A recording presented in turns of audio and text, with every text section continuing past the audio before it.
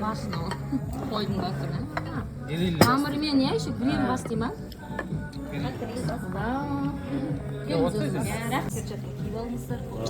Перчаткамен жейміз енді қазір.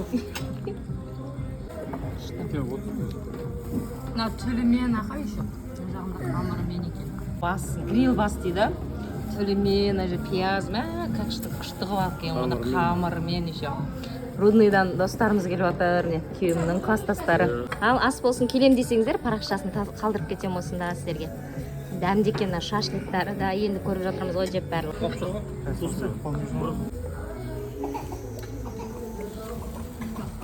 Точно екен.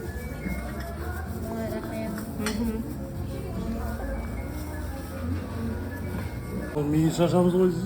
Күшті шашады. Әйеліміз миын шашып жүрген. Аппетиттерін ашып жіберейін да оқырмандарым.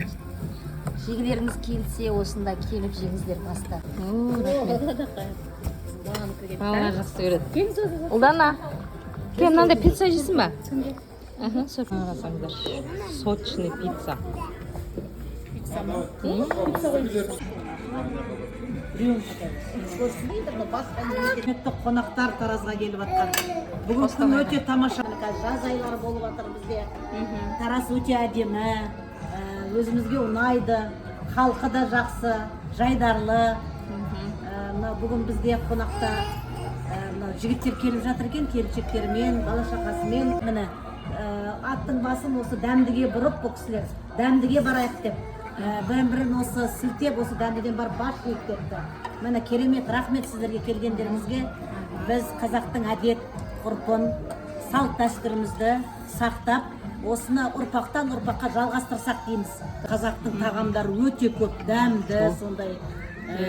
Біз өйткені қазақпыз ғой. Бас дегенді біз жас кездеріңізде де жеген шығарсыздар. Байт дегенде бізге әке-шешеміз береді, мысалы, басшы бол балам. Міне бастың құлағы саған, міне бастың миыларың көп болсын деп. Мына бас сіздерге ұнады ма, қалай, жұмсақ па, қалай? Сіздер Рудный қаласынан, Қостанай облысынан келген барыз. Сразу осы жерге келдік, өте керемет, бізге ұнады, дәмді, келіңіздер, дәм таттыңыздар. Дәм тат деген кафеге. Енді бірінші рет емес, мен Луговойда жедім, бірақ мына жердің енді басы басқаша ерекше екен. Сочный, именно қамыры, қос перецкен қолдан жайылған. Өте андай сочный болып тұрады. Рахмет сіздерге, керемет мұжықтарымнан. Будущий құдалар екенсіздер. Нағыз басты әдемелеп Почему өйтіп бастыңыз? Қалдырмалық. Сочный оған күшті.